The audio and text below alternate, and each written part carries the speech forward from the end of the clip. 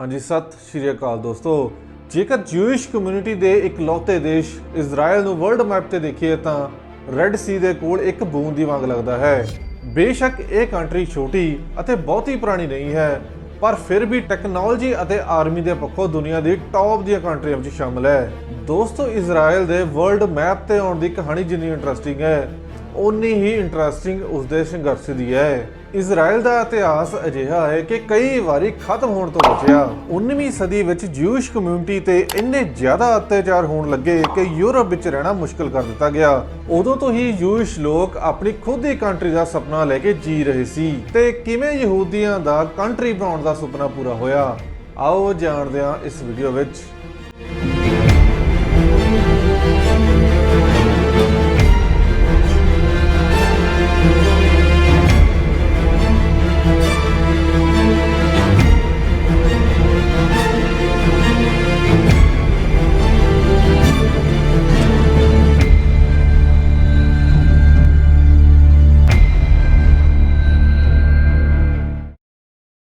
उन्नीवीं सदी के अखीर विच eastern Europe विच यहूदियों की जिंदगी बहुत ज़्यादा डिफिकल्ट हो चुकी सी।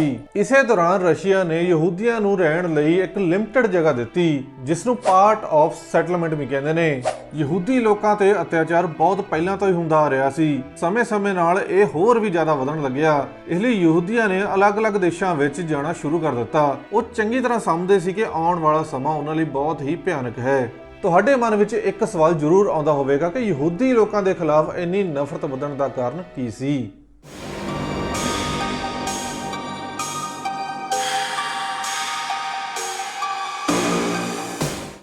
ਇਨ੍ਹਾਂ ਖਿਲਾਫ ਨਫ਼ਰਤ ਵਧਣ ਦਾ ਕਾਰਨ ਇਹ ਦੱਸਿਆ ਜਾਂਦਾ ਹੈ ਕਿ ਕ੍ਰਿਸਚੀਅਨ ਲੋਕ ਮੰਨਦੇ ਨੇ ਕਿ ਜੀਸਸ ਨੂੰ ਮਾਰਨ ਦੇ ਪਿੱਛੇ ਯਹੂਦੀ ਧਰਮ ਜ਼ਿੰਮੇਵਾਰ ਹੈ ਤੇ ਇਸ ਟਾਈਮ ਤੇ ਆਉਂਦੇ ਯਹੂਦੀ ਲੋਕ ਕ੍ਰਿਸਚੀਅਨ ਤੋਂ ਟੈਕਨੋਲੋਜੀ ਅਤੇ ਸਾਇੰਸ ਦੇ ਮੁਕਾਬਲੇ ਬਹੁਤ ਅੱਗੇ ਨਿਕਲਣ ਲੱਗੇ। ਇਹੀ ਮੇਨ ਕਾਰਨ ਕਰਕੇ ਸਮੇਂ-ਸਮੇਂ ਦੇ ਨਾਲ ਯਹੂਦੀਆਂ ਖਿਲਾਫ ਕ੍ਰਿਸਚੀਅਨ ਬਹੁਤ ਜ਼ਿਆਦਾ ਨਫ਼ਰਤ ਕਰਨ ਲੱਗੇ। ਇਸ ਦੀ ਇੱਕ ਐਗਜ਼ਾਮਪਲ ਹੈ ਕਿ 1879 ਵਿੱਚ ਜਰਮਨੀ ਦੇ ਵਿਲਹਮ ਵਰਨ ਨੇ ਆਪਣੀ ਥਿਊਰੀ ਵਿੱਚ ਇਹ ਮੰਨਣ ਤੋਂ ਸਾਫ਼ ਇਨਕਾਰ ਕਰ ਦਿੱਤਾ ਕਿ ਜਰਮਨ ਤੇ ਯਹੂਦੀ ਆਪਸ ਵਿੱਚ ਇਕੱਠੇ ਰਹਿ ਸਕਣ। ਜੇ ਤੁਸੀਂ ਵਿਲਹਮ ਵਰਨ ਨੂੰ ਨਹੀਂ ਜਾਣਦੇ ਤਾਂ ਇਹਨਾਂ ਨੂੰ ਫਾਦਰ ਆਫ ਸਾਈਕੋਲੋਜੀ ਕਿਹਾ ਜਾਂਦਾ ਹੈ।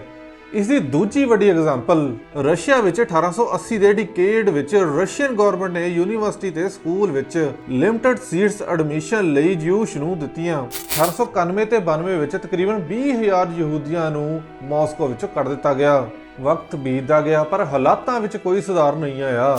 ਇਸੇ ਦੌਰਾਨ ਈਸਟਰਨ ਯੂਰਪ ਤੋਂ ਤਕਰੀਬਨ 2.5 ਮਿਲੀਅਨ ਜਿਊਸ਼ ਲੋਕਾਂ ਨੇ ਯੂਰਪ ਛੱਡਣ ਦਾ ਫੈਸਲਾ ਕੀਤਾ। ਕਈ ਤਾਂ ਅਮਰੀਕਾ ਚਲੇ ਗਏ, ਬਹੁਤ ਸਾਰੇ ਰੋਮਾਨੀਆ, ਹੰਗਰੀ, ਆਸਟਰੀਆ ਵਿੱਚ ਆ ਗਏ ਤੇ ਕਈ ਪੈਲਸਟੀਨ ਚਲੇ ਗਏ। ਮਾਈਗ੍ਰੇਸ਼ਨ ਤਾਂ ਸ਼ੁਰੂ ਹੋ ਗਈ ਸੀ, ਪਰ ਦੇਸ਼ ਬਣਾਉਣਾ ਇੱਕ ਬਹੁਤ ਵੱਡਾ ਚੈਲੰਜ ਸੀ। ਇਸ ਲਈ ਜਿਊਸ਼ ਨੇ ਆਪਣੇ ਆਪ ਨੂੰ ਇਕਜੁੱਟ ਕਰਨਾ ਸ਼ੁਰੂ ਕਰ ਦਿੱਤਾ।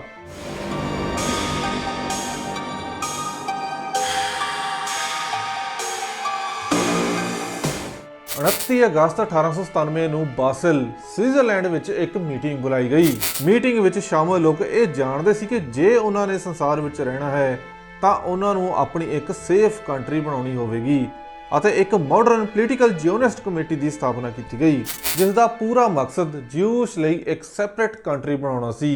ਇਸ ਮੀਟਿੰਗ ਵਿੱਚ ਇੱਕ ਉੱਭਰਦਾ ਹੋਇਆ ਚਿਹਰਾ ਮਸੀਹਾ ਬਣ ਕੇ ਸਾਹਮਣੇ ਆਇਆ, ਥਿਊਡੋਰ ਹਰਲਜ਼।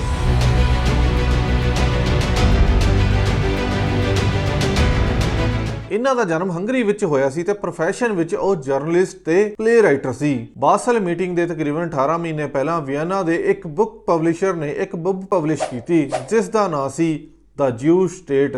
ਇਹ ਕਿਤਾਬ ਥਿਊਡੋਰ ਨੇ ਲਿਖੀ ਸੀ, ਜਿਸ ਦਾ ਪੂਰਾ ਮਕਸਦ ਇੱਕ ਸੈਪਰੇਟ ਕੰਟਰੀ ਬਣਾਉਣਾ ਸੀ। ਥਿਊਡੋਰ ਅਤੇ ਉਹਨਾਂ ਦੇ ਸਾਥੀਆਂ ਨੇ ਇਹ ਡਿਸਾਈਡ ਕੀਤਾ ਕਿ ਐਗਰੀਕਲਚਰ ਅਤੇ ਇੰਡਸਟਰੀਅਲ ਵਰਕਰ ਦੇ ਦੁਆਰਾ ਜਿਊਸ਼ ਕਲੋਨੀ ਦੀ ਸ਼ੁਰੂਆਤ ਕੀਤੀ ਜਾਵੇਗੀ।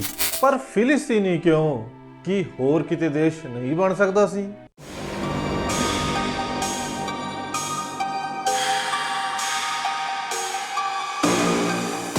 ਜਦੋਂ ਪਹਿਲੀ ਵਾਰ ਥਿਊਡੋਰ ਹਰਲਜ਼ ਨੇ ਜਿਊਸ਼ ਕੰਟਰੀ ਬਣਾਉਣ ਦੀ ਗੱਲ ਕਹੀ ਤਾਂ ਉਹਨਾਂ ਦੇ ਦਿਮਾਗ ਵਿੱਚ ਫਿਲਿਸਤੀਨ ਦਾ ਕੋਈ ਵੀ ਖਾਸ ਜਗ੍ਹਾ ਨਹੀਂ ਸੀ। ਉਸ ਸਮੇਂ ਹਾਲਾਤ ਹੀ ਅਜਿਹੇ ਸੀ ਕਿ ਦੇਸ਼ ਹੋਣਾ ਚਾਹੀਦਾ ਹੈ ਭਾਵੇਂ ਉਹ ਸੰਸਾਰ ਦੇ ਕਿਸੇ ਵੀ ਹਿੱਸੇ ਵਿੱਚ ਕਿਉਂ ਨਾ ਹੋਵੇ। ਬਸ ਸ਼ਰਤ ਇਹੀ ਸੀ ਕਿ ਉਹ ਜਗ੍ਹਾ ਜਿਊਸ਼ ਲੋਕਾਂ ਦੀ ਜ਼ਰੂਰਤਾਂ ਨੂੰ ਪੂਰਾ ਕਰਦੀ ਹੋਵੇ। ਪੈਲਸਟੀਨ ਚੁਣਨ ਦਾ ਸਭ ਤੋਂ ਵੱਡਾ ਕਾਰਨ ਜੈਰੂਸਲਮ ਸ਼ਹਿਰ ਸੀ, ਜਿਸ ਨੂੰ ਯਹੂਦੀ ਲੋਕ ਬਹੁਤ ਪਵਿੱਤਰ ਸ਼ਹਿਰ ਮੰਨਦੇ ਨੇ। ਇਹ ਸ਼ਹਿਰ 3 ਧਰਮਾਂ ਕ੍ਰਿਸਚੀਅਨ, ਮੁਸਲਿਮ, ਜਿਊਸ ਲਈ ਬਹੁਤ ਪਵਿੱਤਰ ਹੈ। ਯਹੂਦੀਆਂ ਦਾ ਇੱਥੇ ਟੈਂਪਲ ਮਾਊਂਟ ਹੈ ਤੇ ਜਿਊਸ਼ ਹਿਬਰੂ ਬਾਈਬਲ ਵਿੱਚ ਤਕਰੀਬਨ 669 ਵਾਰ ਇਸ ਸ਼ਹਿਰ ਦਾ ਜ਼ਿਕਰ ਕੀਤਾ ਗਿਆ ਹੈ। ਇਸ ਦੇ ਨਾਲ-ਨਾਲ ਇਹ ਦੁਨੀਆ ਦੇ ਸਭ ਤੋਂ ਪੁਰਾਣੇ ਸ਼ਹਿਰਾਂ ਵਿੱਚੋਂ ਇੱਕ ਹੈ, ਜੋ ਤਕਰੀਬਨ 4400 ਸਾਲ ਪੁਰਾਣਾ ਹੈ। ਇੱਕ ਹੋਰ ਕਾਰਨ ਇਹ ਵੀ ਸੀ ਕਿ ਪੈਲਸਟੀਨ ਵਿੱਚ ਪਹਿਲਾਂ ਹੀ ਤਕਰੀਬਨ 25000 ਦੇ ਆਸ-ਪਾਸ ਜਿਊਸ ਰਹਿੰਦੇ ਸਨ, ਜੋ ਪੱਕੀ ਸੈਟਲਮੈਂਟ ਕਰ ਚੁੱਕੇ ਸਨ। ਇਸ ਤੋਂ ਬਾਅਦ ਥਿਊਡੋਰ ਆਪਣੀ ਪ੍ਰੋਬਲਮ ਲੈ ਕੇ ਬ੍ਰਿਟਿਸ਼ਰ ਕੋਲ ਗਏ ਤੇ ਇੱਕ ਅਲੱਗ ਕੰਟਰੀ ਬਣਾਉਣ ਦੀ ਮੰਗ ਕੀਤੀ ਤੇ ਬ੍ਰਿਟਿਸ਼ਾਂ ਨੇ ਉਸ ਨੂੰ 2 ਆਪਸ਼ਨ ਦਿੱਤੇ। ਪਹਿਲੇ ਆਪਸ਼ਨ ਵਿੱਚ ਅੰਗਰੇਜ਼ਾਂ ਨੇ ਇਜਿਪਟ ਵਿੱਚ ਅਲ ਸਨਾਈ ਦੀ ਜਗ੍ਹਾ ਆਫਰ ਕੀਤੀ, ਪਰ ਬਾਅਦ ਵਿੱਚ ਕੁਝ ਆਪਸੀ ਮਤਭੇਦ ਕਰਕੇ ਅੰਗਰੇਜ਼ਾਂ ਨੇ ਇਹ ਆਫਰ ਵਾਪਸ ਲੈ ਲਈ। ਦੂਜੀ ਆਪਸ਼ਨ ਵਿੱਚ ਈਸਟ ਅਫਰੀਕਾ ਦਾ ਕੁਝ ਹਿੱਸਾ ਆਫਰ ਕੀਤਾ, ਪਰ ਇਸ ਨੂੰ ਥਿਊਡੋਰ ਨੇ ਹੀ ਮਨਾ ਕਰ ਦਿੱਤਾ। 1903 ਆਉਂਦੇ ਥਿਊਡੋਰ ਇਹ ਸਮਝ ਗਏ ਸੀ ਕਿ ਫਿਲਿਸਤੀਨ ਤੋਂ ਇਲਾਵਾ ਹੋਰ ਕਿਤੇ ਵੀ ਦੇਸ਼ ਨਹੀਂ ਬਣਾਇਆ ਜਾ ਸਕਦਾ, ਪਰ ਇਸ ਵਿੱਚ ਜਿਊਸ਼ ਦੇ ਆਪਣੇ ਮਤਭੇਦ ਸੀ, ਕਿਉਂਕਿ ਕਈਆਂ ਦਾ ਮੰਨਣਾ ਸੀ ਕਿ ਫਿਲਿਸਤੀਨ ਇੰਨਾ ਛੋਟਾ ਹੈ ਕਿ ਪੂਰੇ ਜਿਊਸ਼ ਉੱਥੇ ਨਹੀਂ ਆ ਸਕਦੇ ਤੇ ਅਮਰੀਕਾ ਵਿੱਚ ਮਾਈਗ੍ਰੇਸ਼ਨ ਕਰਨਾ, ਉੱਥੇ ਰਹਿਣਾ, ਇਸ ਤੋਂ ਵਧੀਆ ਕੋਈ ਕੰਟਰੀ ਨਹੀਂ ਹੋ ਸਕਦੀ। ਪਰ ਅਮਰੀਕਾ ਦੀ ਇਮੀਗ੍ਰੇਸ਼ਨ ਦੀਆਂ ਸ਼ਰਤਾਂ ਇੰਨੀਆਂ ਜ਼ਿਆਦਾ ਸਖਤ ਹੋ ਗਈਆਂ ਕਿ ਇਹ ਵੀ ਸੁਪਨਾ ਹੀ ਰਹਿ ਗਿਆ। 1904 ਵਿੱਚ ਥਿਊਡੋਰ ਹਰਜ਼ ਦੀ ਮੌਤ ਹੋ ਗਈ ਤੇ ਉਹ ਬਿਨਾਂ ਜਿਊਸ਼ ਕੰਟਰੀ ਨੂੰ ਦੇਖੇ ਹੀ ਮਰ ਗਏ। ਪਰ ਜ਼ਿਆਦਾਤਰ ਜਿਊਸ਼ ਇਹ ਸਮਝ ਚੁੱਕੇ ਸੀ ਕਿ ਫਿਲਿਸਤੀਨ ਤੋਂ ਇਲਾਵਾ ਹੋਰ ਕਿਤੇ ਵੀ ਦੇਸ਼ ਨਹੀਂ ਬਣ ਸਕਦਾ। ਪਰ ਪ੍ਰੋਬਲਮ ਇਹ ਸੀ ਕਿ ਈਸਟਰਨ ਯੂਰਪ ਅਤੇ ਰਸ਼ੀਆ ਵਿੱਚੋਂ ਯਹੂਦੀ ਲੋਕਾਂ ਨੂੰ ਫਿਲਿਸਤੀਨ ਕਿਵੇਂ ਪਹੁੰਚਾਇਆ ਜਾਵੇ।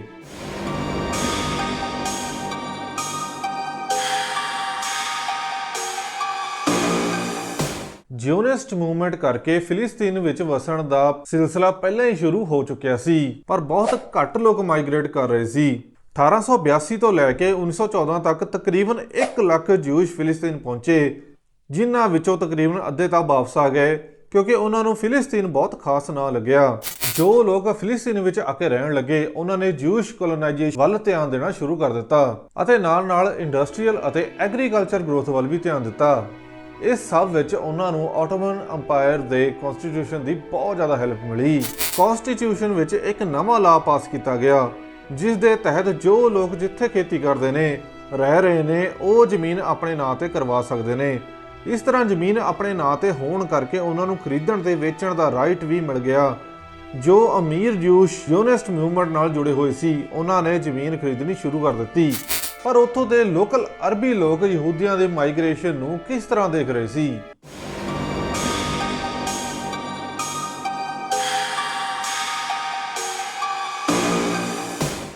ਉਸ ਸਮੇਂ ਫਿਲਿਸਤੀਨ ਵਿੱਚ ਅਰਬੀਆਂ ਦੀ ਗਿਣਤੀ ਸਭ ਤੋਂ ਜ਼ਿਆਦਾ, ਯਹੂਦੀਆਂ ਦੀ ਉਸ ਤੋਂ ਘੱਟ ਅਤੇ ਕ੍ਰਿਸਚੀਅਨ ਨਾ ਮਾਤਰ ਹੀ ਸੀ। ਜ਼ਿਓਨਿਸਟ ਮੂਵਮੈਂਟ ਦੇ ਲੋਕ ਯਹੂਦੀ ਜੋ ਫਿਲਿਸਤੀਨ ਵਿੱਚ ਆ ਕੇ ਜ਼ਮੀਨ ਖਰੀਦਦੇ ਨੇ, ਉਹਨਾਂ ਨੂੰ ਇੱਕ ਮੈਸੇਜ ਦਿੰਦੇ ਕਿ ਜ਼ਮੀਨ ਖਰੀਦ ਕੇ ਉਹ ਅਰਬੀ ਤੇ ਕ੍ਰਿਸਚੀਅਨ ਲੋਕਾਂ ਤੋਂ ਦੂਰੀ ਬਣਾ ਲੈਣ, ਕਿਉਂਕਿ ਇਸ ਨਾਲ ਜਿਊਸ਼ ਵਿੱਚ ਨੈਸ਼ਨਲਿਜ਼ਮ ਦੀ ਭਾਵਨਾ ਪੈਦਾ ਹੋਵੇਗੀ ਤੇ ਅਰਬੀਆਂ ਵਿੱਚ ਆਪਣੇ ਦੇਸ਼, ਆਪਣੀ ਜ਼ਮੀਨ ਲਈ ਪਿਆਰ ਖਤਮ ਹੋਵੇਗਾ। ਹੌਲੀ-ਹੌਲੀ ਜਿਊਸ਼ ਅਤੇ ਅਰਬੀਆਂ ਵਿਚਕਾਰ ਦੂਰੀਆਂ ਵਧਣ ਲੱਗੀਆਂ। ਅਰਬੀਆਂ ਨੂੰ ਅਹਿਸਾਸ ਹੋਣ ਲੱਗਿਆ ਕਿ ਜਿਊਸ਼ ਲੋਕ ਉਹਨਾਂ ਦੀ ਜਗ੍ਹਾ ਖੋ ਰਹੇ ਨੇ, ਇਸ ਲਈ ਉਹਨਾਂ ਨੇ ਵੀ ਅਰਬਨ ਨੈਸ਼ਨਲਿਜ਼ਮ ਵੱਲ ਧਿਆਨ ਦੇਣਾ ਸ਼ੁਰੂ ਕਰ ਦਿੱਤਾ। ਇਸ ਪੁਆਇੰਟ ਤੇ ਆ ਕੇ ਸਿਚੁਏਸ਼ਨ ਪੂਰੀ ਬਦਲਣ ਵਾਲੀ ਸੀ। 1910 ਵਿੱਚ ਯਹੂਦੀਆਂ ਨੇ ਜ਼ਿਓਨਿਸਟ ਮੂਵਮੈਂਟ ਦੇ ਤਹਿਤ ਅਰਬੀਆਂ ਨੂੰ ਕੰਮ ਦੇਣਾ ਬੰਦ ਕਰ ਦਿੱਤਾ। ਸਿਰਫ ਯਹੂਦੀਆਂ ਨੂੰ ਫਾਈਨੈਂਸ਼ੀਅਲ ਸਟਰੋਂਗ ਤੇ ਐਮਪਲੋਇਮੈਂਟ ਵੱਲ ਧਿਆਨ ਦਿੱਤਾ ਗਿਆ, ਜਿਸ ਨਾਲ ਅਰਬੀਆਂ ਅਤੇ ਯਹੂਦੀਆਂ ਵਿਚਕਾਰ ਬਚੇ-ਕੁਚੇ ਰਿਸ਼ਤੇ ਵੀ ਟੁੱਟ ਗਏ। ਯਹੂਦੀਆਂ ਨੂੰ ਵੀ ਬਹੁਤ ਸਾਰੇ ਹਮਲਿਆਂ ਦਾ ਸਾਹਮਣਾ ਕਰਨਾ ਪਿਆ ਤੇ ਇੱਕ ਵਾਰ ਫਿਰ ਯਹੂਦੀਆਂ ਦੀ ਕੰਟਰੀ ਬਣਨ ਦਾ ਸੁਪਨਾ ਟੁੱਟ ਰਿਹਾ ਸੀ। ਪਰ ਹੁਣ ਪਹਿਲਾ ਵਿਸ਼ਵ ਯੁੱਧ ਸ਼ੁਰੂ ਹੋ ਗਿਆ ਤੇ ਇਸ ਦਾ ਪੂਰਾ ਫਾਇਦਾ ਯਹੂਦੀਆਂ ਨੂੰ ਮਿਲਿਆ।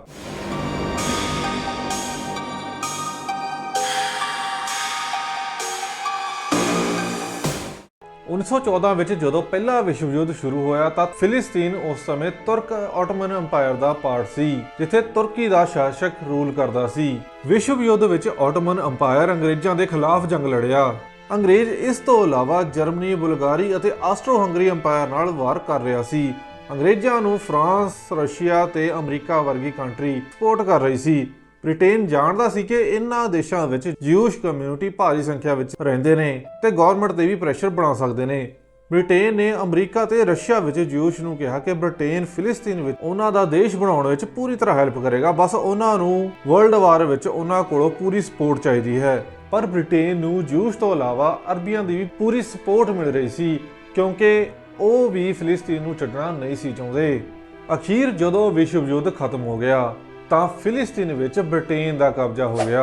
2 ਨਵੰਬਰ 1917 ਨੂੰ ਬ੍ਰਿਟੇਨ ਦੀ ਫੋਰਨ ਸੈਕਟਰੀ ਆਰਥਰ ਵੈਲਫੋਰ ਨੇ ਬ੍ਰਿਟੇਨ ਦੇ ਜਿਊਸ਼ ਬਿਜ਼ਨਸਮੈਨ ਰੌਥਸ਼ਾਇਲਡ ਨੂੰ ਇੱਕ ਲੈਟਰ ਲਿਖਿਆ। ਜਦੋਂ 11 ਨਵੰਬਰ 1917 ਨੂੰ ਇਹ ਲੈਟਰ ਦਾ ਟਾਈਮਸ ਵਿੱਚ ਪਬਲਿਸ਼ ਕੀਤਾ ਗਿਆ ਤਾਂ ਜਿਊਸ਼ ਕਮਿਊਨਿਟੀ ਖੁਸ਼ ਹੋ ਗਈ, ਕਿਉਂਕਿ ਬ੍ਰਿਟੇਨ ਯਹੂਦੀਆਂ ਦੀ ਨੈਸ਼ਨਲਿਜ਼ਮ ਵਿੱਚ ਉਹਨਾਂ ਦੀ ਹੈਲਪ ਕਰਨ ਵਾਲਾ ਸੀ ਤੇ ਬ੍ਰਿਟੇਨ ਇਸ ਗੱਲ ਤੇ ਵੀ ਧਿਆਨ ਦੇਵੇਗਾ ਕਿ ਫਿਲਿਸਤੀਨ ਵਿੱਚ ਰਹਿ ਰਹੇ ਨਾਨ ਜਿਊਸ਼ ਲੋਕਾਂ ਤੇ ਵੀ ਕਿਸੇ ਪ੍ਰਕਾਰ ਦੇ ਹੱਕ ਨਾ ਖੋਏ ਜਾਣ।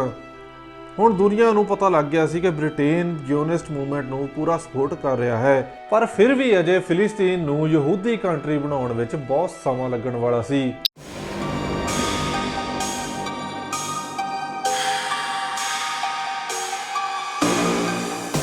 1919 ਵਿੱਚ ਬ੍ਰਿਟੇਨ ਇਹ ਪੂਰੀ ਕੋਸ਼ਿਸ਼ ਕਰ ਰਿਹਾ ਸੀ ਕਿ ਬਿਨਾਂ ਕਿਸੇ ਖੂਨ ਖਰਾਬੇ ਜਿਊਸ਼ ਲੋਕਾਂ ਨੂੰ ਉਹਨਾਂ ਦੀ ਕੰਟਰੀ ਮਿਲ ਜਾਵੇ।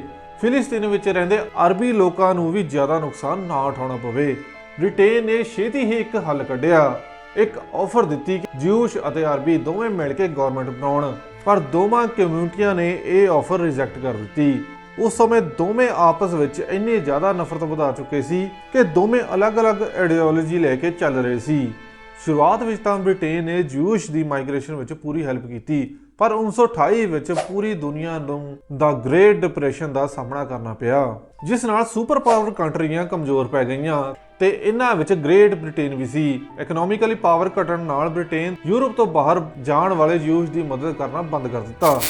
ਦੂਜੇ ਪਾਸੇ ਨਾਜ਼ੀ ਪਾਰਟੀ ਜਰਮਨੀ ਵਿੱਚ ਉੱਭਰ ਰਹੀ ਸੀ, ਜਿਸ ਨਾਲ ਜਿਊਸ਼ ਉੱਪਰ ਅਤਿਆਚਾਰ ਹੋਰ ਵੀ ਜ਼ਿਆਦਾ ਵਧਣ ਲੱਗੇ ਤੇ ਹਾਲਾਤ ਪਹਿਲਾਂ ਤੋਂ ਵੀ ਭਿਆਨਕ ਹੋ ਗਏ। 1930 ਵਿੱਚ ਬਹੁਤ ਸਾਰੇ ਜਿਊਜ਼ ਜਰਮਨੀ ਛੱਡ ਕੇ ਅਮਰੀਕਾ, ਫਿਲਿਸਤੀਨ, ਗ੍ਰੇਟ ਬ੍ਰਿਟੇਨ ਵੱਲ ਭੱਜ ਗਏ, ਪਰ ਗ੍ਰੇਟ ਬ੍ਰਿਟੇਨ ਨੇ ਫਿਲਿਸਤੀਨ ਦਾ ਇੱਕ ਹੋਰ ਹੱਲ ਲੱਭਿਆ। ਗ੍ਰੇਟ ਬ੍ਰਿਟੇਨ ਚਾਹੁੰਦਾ ਸੀ ਕਿ ਜਿਊਸ਼ ਅਤੇ ਅਰਬੀਆਂ ਨੂੰ ਫਿਲਿਸਤੀਨ ਦਾ ਇੱਕੋ ਜਿਹਾ ਹਿੱਸਾ ਦਿੱਤਾ ਜਾਵੇ ਤੇ ਇਹ ਦੋਵੇਂ ਇੱਕ ਦੂਜੇ ਤੇ ਡਿਪੈਂਡ ਰਹਿਣ, ਪਰ ਅਰਬ ਲੀਡਰਾਂ ਨੇ ਇਹ ਸਾਫ਼ ਤੌਰ ਤੇ ਮਨਾ ਕਰ ਦਿੱਤਾ। ਪਰ ਇਸ ਦੌਰਾਨ ਦੂਜੀ ਵਰਲਡ ਵਾਰ ਦਾ ਖਤਰਾ ਮੰਡਰਾਉਣ ਲੱਗਿਆ।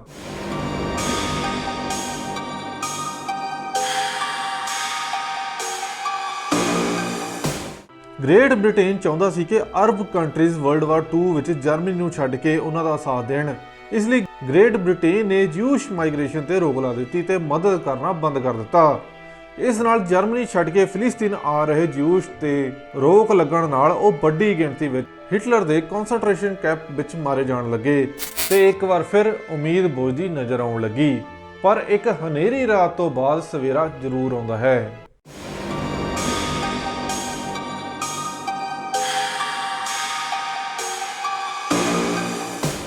ਭਾਵੇਂ ਅੰਗਰੇਜ਼ਾਂ ਨੇ ਜਿਊਸ਼ ਦੀ ਮਦਦ ਕਰਨਾ ਬੰਦ ਕਰ ਦਿੱਤਾ, ਫਿਰ ਵੀ ਜਿਊਸ਼ ਬ੍ਰਿਟੇਨ ਦੀ ਸਪੋਰਟ ਕਰ ਰਹੇ ਸੀ, ਕਿਉਂਕਿ ਬ੍ਰਿਟੇਨ ਤੋਂ ਇਲਾਵਾ ਉਹਨਾਂ ਕੋਲ ਕੋਈ ਵੀ ਆਪਸ਼ਨ ਨਹੀਂ ਸੀ। ਅਖੀਰ 1945 ਵਿੱਚ ਵਰਲਡ ਵਾਰ ਖਤਮ ਹੋਈ ਤੇ ਹਿਟਲਰ ਹਾਰ ਗਿਆ ਤੇ ਪੂਰੀ ਹਮਦਰਦੀ ਜਿਊਸ਼ ਨਾਲ ਹੋਰ ਵੀ ਬਾਕੀ ਦੇਸ਼ਾਂ ਦੀ ਵੱਧ ਗਈ ਤੇ ਇੱਕ ਵਾਰ ਬਹੁਤ ਵੱਡੀ ਸੰਖਿਆ ਵਿੱਚ ਜਿਊਸ਼ ਫਿਲਿਸਤੀਨ ਪਹੁੰਚੇ। ਪਰ ਅਰਬੀਆਂ ਨੂੰ ਯਹੂਦੀਆਂ ਦੀ ਮਾਈਗ੍ਰੇਸ਼ਨ ਦਾ ਸਟਾਰਟ ਹੋਣਾ ਪਸੰਦ ਨਹੀਂ ਆਇਆ ਤੇ ਵਾਇਲੈਂਸ ਇੱਕ ਵਾਰ ਫਿਰ ਸਟਾਰਟ ਹੋ ਗਿਆ। ਹਾਲਾਤ ਇੰਨੇ ਜ਼ਿਆਦਾ ਖਰਾਬ ਹੋ ਗਏ ਕਿ ਬ੍ਰਿਟੇਨ ਨੇ ਫਿਲਿਸਤੀਨ ਨੂੰ ਫ੍ਰੀ ਕਰਨ ਦਾ ਡਿਸੀਜਨ ਲਿਆ, ਪਰ ਮੇਨ ਪ੍ਰੋਬਲਮ ਸੋਲਵ ਨਾ ਹੋਣ ਤੇ ਬ੍ਰਿਟੇਨ ਨੇ ਇਸ ਦੀ ਜ਼ਿੰਮੇਵਾਰੀ ਯੂਨਾਈਟਿਡ ਨੇਸ਼ਨ ਨੂੰ ਦੇ ਦਿੱਤੀ। 29 ਨਵੰਬਰ 1947 ਨੂੰ ਯੂਨਾਈਟਿਡ ਨੇਸ਼ਨ ਦੀ ਜਨਰਲ ਅਸੈਂਬਲੀ ਵਿੱਚ VOTING ਹੋਈ, ਜਿਸ ਵਿੱਚ ਡਿਸੀਜਨ ਲਿਆ ਗਿਆ ਕਿ ਫਿਲਿਸਤੀਨ ਨੂੰ 2 ਹਿੱਸਿਆਂ ਵਿੱਚ ਵੰਡਿਆ ਜਾਵੇਗਾ, ਇੱਕ ਹਿੱਸਾ ਅਰਬ ਤੇ ਦੂਜਾ ਜਿਊਸ਼ ਨੂੰ ਦਿੱਤਾ ਜਾਵੇਗਾ। ਪਰ ਅਰਬ ਦੇ ਲੀਡਰਾਂ ਨੇ ਇਸ ਦਾ ਪੂਰਾ ਵਿਰੋਧ ਕੀਤਾ। ਹਾਲਾਤ ਇੰਨੇ ਜ਼ਿਆਦਾ ਖਰਾਬ ਹੋ ਗਏ ਕਿ ਅੰਗਰੇਜ਼ ਵੀ ਭੱਜ ਗਏ ਤੇ ਲਾਅ ਐਂਡ ਆਰਡਰ ਨੂੰ ਬਣਾਈ ਰੱਖਣ ਲਈ ਕੋਈ ਵੀ ਐਡਮਿਨਿਸਟ੍ਰੇਸ਼ਨ ਨਹੀਂ ਸੀ। ਜਿਊਸ਼ ਵੀ ਖੁੱਲ੍ਹ ਕੇ ਅਰਬੀਆਂ ਦੇ ਖਿਲਾਫ ਲੜਾਈ ਲੜ ਰਹੇ ਸੀ, ਪਰ ਇਸ ਵਿੱਚ ਬਹੁਤ ਸਾਰੇ ਆਮ ਲੋਕ ਮਾਰੇ ਗਏ। ਜ਼ਿਓਨਿਸਟ ਮੂਵਮੈਂਟ ਨਾਲ ਜੁੜੀ ਮਿਲਟਰੀ ਆਰਗੇਨਾਈਜੇਸ਼ਨ ਫਿਲਿਸਤੀਨ ਅਰਬ ਆਰਗੇਨਾਈਜੇਸ਼ਨ ਦੀ ਮਿਲਟਰੀ ਤੇ ਭਾਰੀ ਪਈ। ਆਖਰਕਾਰ 14 ਮਈ 1948 ਨੂੰ ਇਜ਼ਰਾਈਲ ਨੇ ਇੱਕ ਕੰਟਰੀ ਦੇ ਰੂਪ ਵਿੱਚ ਆਪਣੇ ਆਪ ਨੂੰ ਫ੍ਰੀ ਡਿਕਲੇਅਰ ਕਰ ਦਿੱਤਾ ਤੇ ਨਾਲ ਹੀ ਅਮਰੀਕਾ ਤੇ ਸੋਵੀਅਤ ਯੂਨੀਅਨ ਨੇ ਇਸ ਨੂੰ ਰਿਕਗਨਾਈਜ਼ ਕਰ ਦਿੱਤਾ। ਜ਼ਿਓਨਿਸਟ ਮੂਵਮੈਂਟ ਦਾ ਟਾਰਗੇਟ ਪੂਰਾ ਹੋਇਆ ਤੇ ਨਾਲ ਹੀ ਯਹੂਦੀਆਂ ਦੀ ਕੰਟਰੀ ਦਾ ਸੁਪਨਾ ਵੀ। ਪਰ ਹਾਲਾਤ ਛੇਤੀ ਹੀ ਖਰਾਬ ਹੋਣ ਵਾਲੇ ਸੀ। ਬਾਹਰੋਂ ਆਏ ਹੋਏ ਲੋਕਾਂ ਦੁਆਰਾ ਮੁਸਲਿਮ ਨੂੰ ਬਾਹਰ ਕੱਢ ਕੇ ਕੰਟਰੀ ਬਣਾਉਣਾ ਅਰਬ ਦੇਸ਼ਾਂ ਤੋਂ ਬਿਲਕੁਲ ਬਰਦਾਸ਼ਤ ਨਾ ਹੋਇਆ ਤੇ ਇਜਿਪਟ, ਇਰਾਕ, ਲਬਨਾਨ, ਸੀਰੀਆ ਤੇ ਜਾਰਡਨ ਨੇ ਮਿਲ ਕੇ ਇਜ਼ਰਾਈਲ ਤੇ ਅਟੈਕ ਕਰ ਦਿੱਤਾ ਤੇ ਇਜ਼ਰਾਈਲ ਨੇ ਪੂਰੇ ਹੌਸਲੇ ਨਾਲ ਇਹਨਾਂ ਕੰਟਰੀਆਂ ਨੂੰ ਹਰਾਇਆ। ਪਰ ਇਸ ਤੋਂ ਬਾਅਦ ਵੀ ਇਜ਼ਰਾਈਲ ਉੱਪਰ ਬਹੁਤ ਸਾਰੇ ਹਮਲੇ ਹੁੰਦੇ ਰਹੇ, ਪਰ ਹਮੇਸ਼ਾ ਇਜ਼ਰਾਈਲ ਆਪਣੇ ਆਪ ਨੂੰ ਡਿਫੈਂਡ ਕਰਨ ਵਿੱਚ ਕਾਮਯਾਬ ਰਿਹਾ। ਟੈਕਨੋਲੋਜੀ ਤੇ ਮਿਲਟਰੀ ਦੀ ਫੀਲਡ ਵਿੱਚ ਇਜ਼ਰਾਈਲ ਦੁਨੀਆ ਦੀ ਪਾਵਰਫੁਲ ਕੰਟਰੀ ਵਿੱਚ ਸ਼ਾਮਲ ਹੋ ਗਿਆ ਤੇ ਦੁਨੀਆ ਤੇ ਅਲੱਗ ਇੱਕ ਆਪਣੀ ਪਛਾਣ ਬਣਾਈ। ਤੇ ਦੋਸਤੋ, ਇਹ ਸੀ ਇਜ਼ਰਾਈਲ ਦੇਸ਼ ਦੇ ਵਰਲਡ ਮੈਪ ਤੇ ਆਉਣ ਦੀ ਕਹਾਣੀ। ਜੇ ਇਹ ਵੀਡੀਓ ਵਧੀਆ ਲੱਗੀ ਹੋਵੇ ਤਾਂ ਪਲੀਜ਼ ਇਸ ਵੀਡੀਓ ਨੂੰ ਲਾਈਕ ਅਤੇ ਸ਼ੇਅਰ ਜ਼ਰੂਰ ਕਰਿਓ। ਚੈਨਲ ਨੂੰ ਸਬਸਕ੍ਰਾਈਬ ਵੀ ਕਰਿਓ ਅਤੇ ਬੈਲ ਆਈਕਨ ਦਾ ਬਟਨ ਜ਼ਰੂਰ ਪ੍ਰੈਸ ਕਰ ਦਿਆ ਕਰੋ ਤਾਂ ਜੋ ਆਉਣ ਵਾਲੀ ਵੀਡੀਓ ਤੁਹਾਨੂੰ ਨੋਟੀਫਿਕੇਸ਼ਨ ਮਿਲ ਸਕੇ। ਮਿਲਦੇ ਹਾਂ ਕਿਸੇ ਹੋਰ ਇੰਟਰਸਟਿੰਗ ਵੀਡੀਓ ਵਿੱਚ। ਜਦ ਤੱਕ ਲਈ ਸਤਿ ਸ਼੍ਰੀ ਅਕਾਲ।